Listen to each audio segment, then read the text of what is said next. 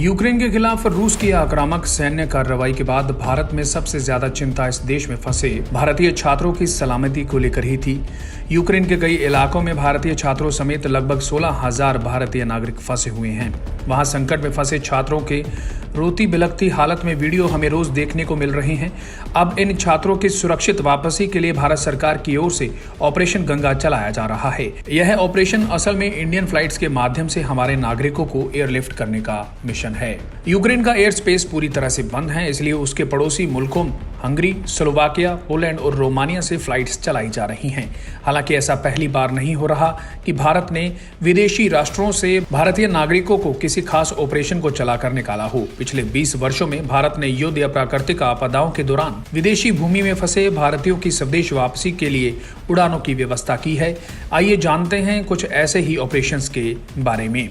Vande Bharat mission. वर्ष 2020 में जब कोरोना वायरस महामारी के भयंकर प्रकोप के समय विश्व भर में अंतर्राष्ट्रीय उड़ानों पर अनिश्चित काल के लिए प्रतिबंध लगा दिया गया था, तब अलग अलग मुल्कों में कई भारतीय अपने परिवार एवं देश से दूर फंस गए थे। ऐसी विषम परिस्थितियों में भारतीयों की वतन वापसी के लिए भारत सरकार ने 7 मई 2020 को चरणबद्ध तरीके से स्वदेश वापसी उड़ानों की व्यवस्था की थी। यह मिशन शांति काल में किसी भी देश द्वारा किए गए सबसे बड़े नागरिक रेस्क्यू ऑपरेशन में से एक माना जाता है। वर्ष 2020 के दौरान 15 से अधिक चरणों में तकरीबन 18 लाख से अधिक भारतीयों को वापस लाया गया था। वतन वापसी का यह आंकड़ा 1990 में हुए गल्फ युद्ध के दौरान किए गए स्वदेश वापसी के आंकड़े को पार कर गया था। खाड़ी युद्ध के दौरान लगभग 1 लाख से अधिक लोगों को कुवैत से भारत सरकार द्वारा एयरलिफ्ट किया गया था। वहीं 7 से 17 मई 2020 तक चलने वाली स्वदेश वापसी उड़ानों के प्रथम चरण में कुल 84 उड़ानें संचालित की गई थी। एयर इंडिया ने विशेष रूप से वतन वापसी उड़ानों के पहले 3 चरणों का संचालन किया, जिसमें तकरीबन 18,19,734 यात्रियों को ले जाने के लिए 11,523 इनबाउंड उड़ानों की व्यवस्था की गई। आगे के चौथे चरण से अन्य निजी उड़ान कंपनियों को इस मिशन में शामिल किया गया। बता दें कि वर्तमान समय में भारत सरकार वतन वापसी उड़ानों के 16वें चरण का संचालन कर रही है। हालांकि इस अभियान में केंद्र द्वारा भारतीयों को उड़ानों की सुविधा प्रदान की गई थी, परंतु हवाई यात्रा के किराए का भुगतान यात्रियों को स्वयं ही करना पड़ा था। इसके बाद बारी आती है operation safe home coming. Bharat सरकार ने गृह युद्ध के दौरान लीबिया में फंसे 15,400 से अधिक भारतीय नागरिकों को बचाने के लिए 26 फरवरी 2011 को ऑपरेशन सेफ होम कमिंग शुरू किया था। लीबियाई गृह युद्ध कर्नल गद्दाफी और विद्रोही ताकतों के नेतृत्व वाली सेनाओं के बीच लड़ा गया था, जिनका उद्देश्य सरकार को हटाना था। 15 फरवरी को बेंगाजी में पुलिस के साथ विद्रोहियों की झड़प हुई, जिसके दौरान पुलिस द्वारा भीड़ पर आंसू गैस, रबड़ की गोलियां और पानी की बौछारों से गोलीबारी की गई। इस प्रहार से तनाव काफी बढ़ गया और संपूर्ण राष्ट्र में गद्दाफी के खिलाफ विद्रोह शुरू हो गया। वहां काफी संख्या में भारतीय रहते थे। माहौल बिगड़ता देख भारत सरकार ने लीबिया, त्रिपोली और सेबा, मिस्र, अलेक्जेंड्रिया और माल्टा से एयर इंडिया की 9 उड़ानों की सुविधा प्रदान की, जबकि अन्य भारतीयों को भारतीय नौसेना द्वारा सुरक्षित निकाला गया। इसे ही ऑपरेशन सेफ होम कमिंग कहा जाता है। इसके बाद बारी आती है ऑपरेशन मैत्री की। 25 अप्रैल 2015 को नेपाल में आए भूकंप के बाद भारत सरकार वहां फंसे इंडियंस को बचाने के लिए ऑपरेशन मैत्री की शुरुआत की गई।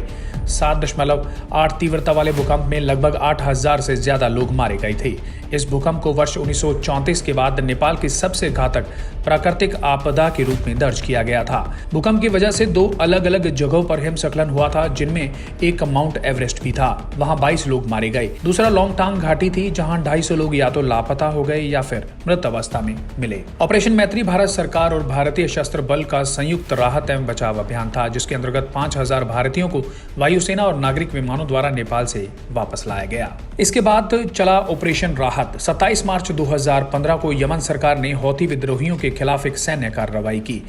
अपदस्थ राष्ट्रपति मंसूर हादी के कई अनुरोधों के बाद संयुक्त अरब अमीरात, मिस्र, मोरक्को, जॉर्डन, बहरीन, सूडान और कुवैत सहित अरब राज्यों के सऊदी नेतृत्व वाले संगठन ने हौथी विद्रोहियों के खिलाफ हवाई हमले शुरू कर दिए एवं विद्रोहियों के खिलाफ छोटे सैन्य बलों को तैनात कर दिया। हालांकि अरब गठबंधन के हमले से 2 दिन पहले ही भारत सरकार ने यमन में फंसे भारतीयों को जल्द से जल्द निकालने के लिए एडवाइजरी जारी कर दी।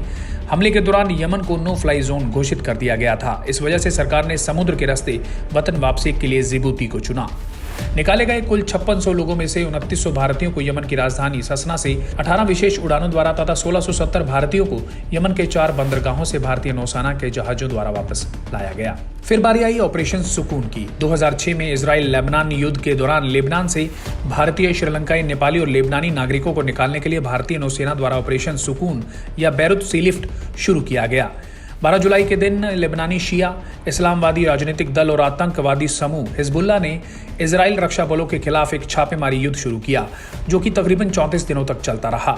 संयुक्त राष्ट्र ने 14 अगस्त 2006 को युद्ध विराम की मध्यस्थता करके इसे रुकवाया। युद्ध के दौरान लेबनान में हुए इजरायली बम हमले में एक भारतीय की मौत हो गई तथा 3 भारतीय घायल हो गए।